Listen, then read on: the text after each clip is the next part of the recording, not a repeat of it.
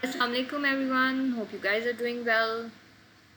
So, our today's topic is information gap principle. It's a very short and a very interesting topic.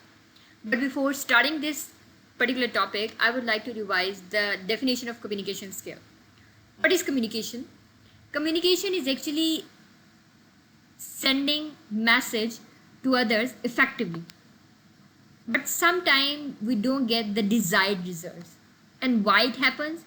This thing will discuss information gap principle. We are going to discuss two terms in this slide, barriers and filters. As we already know that barriers are actually the stoppages and the hindrances in the communication process, and the filters are actually those things which filtrate the communication process.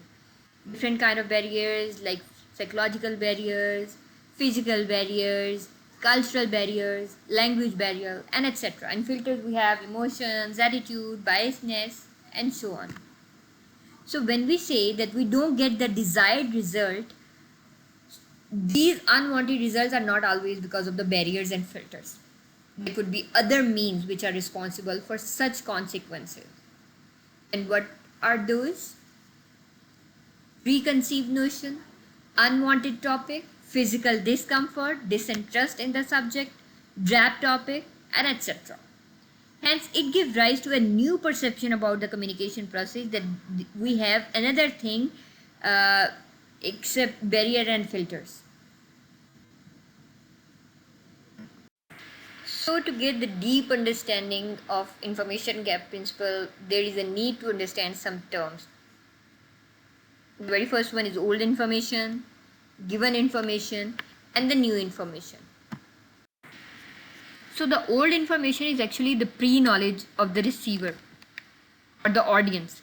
So when a particular piece of information is already known by the receiver, then the receiver won't be interested in receiving that piece of information. And that information is known as old information. Now when the speaker or the sender of the message know that the receiver has already some kind of knowledge, or he assumes that the receiver already has some information about the topic which he is going to discuss, and continues with that notion, start from the point where he thinks that the portion is unknown to the receiver, and that portion which he thinks is already known, he omit it. It is known as the given information. That piece of information which he gives at that particular moment is actually the given information.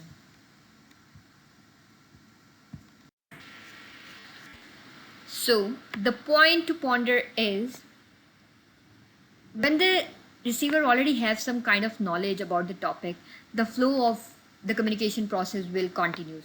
But if he doesn't know the head and tail of the topic, the communication will bound to fail and will surely have to face the catastrophic condition or ultimately face the consequences. But when the receiver is provided with the information beyond its knowledge, it is known as new information, and the receiver will surely show some interest in that. Sometimes the receiver reacts critically to the new information, but mostly they try to receive the information out of curiosity and shows interest in the process. While providing new information, the sender must always keep in mind and have to consider the background, any kind of background, educational, social, economical, cultural, of the listeners. So he can put himself into the shoes of others. That is, empathy must be there in all kind of communication process. So the condition that arises from the failure in the communication due to the presence of old information and the given information is known as information gap principle. Now what we have actually said, that the old information, the information that the receiver already have, the given information that the sender gives or message which he sends to receiver after assuming the knowledge which the receiver already have, and the gap which created because of all this situation is actually the information gap principle. We should always try to avoid the gap. The sender should always maintain a strategy to make the audience feel more comfortable in the process. It means the sender or the speaker should always consider or give priority to the comfort level of his audience. While providing new information, the sender should move from known to the unknown. We have another term to discuss in this topic, that is information overload. Information overload is actually the thing or the things or the information which we are getting at the same time, more than our capability and capacity. It is when too much information is provided to the receiver at one go. The receiver start bouncing.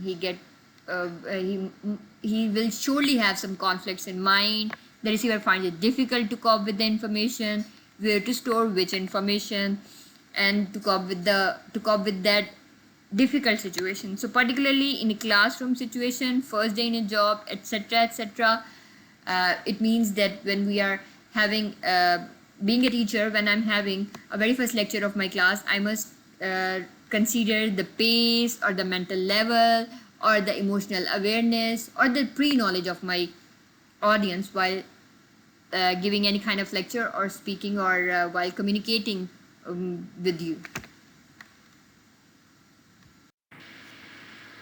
So for a particular query, we get many information to such an extent that it becomes difficult to gauge which piece of information is necessary and which is redundant or useless.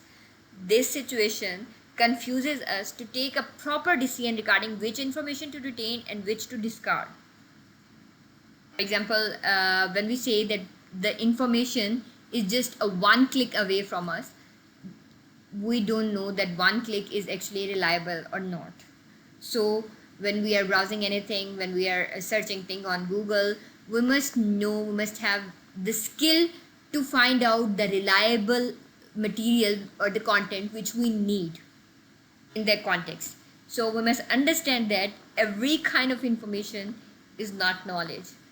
And when you have that kind of capability to find out that information is not knowledge, or the information or the given information is knowledge, you will become a skilled person in communication, and you will ultimately avoid the gap, the information gap, to carry out your communication successfully. Thank you so much.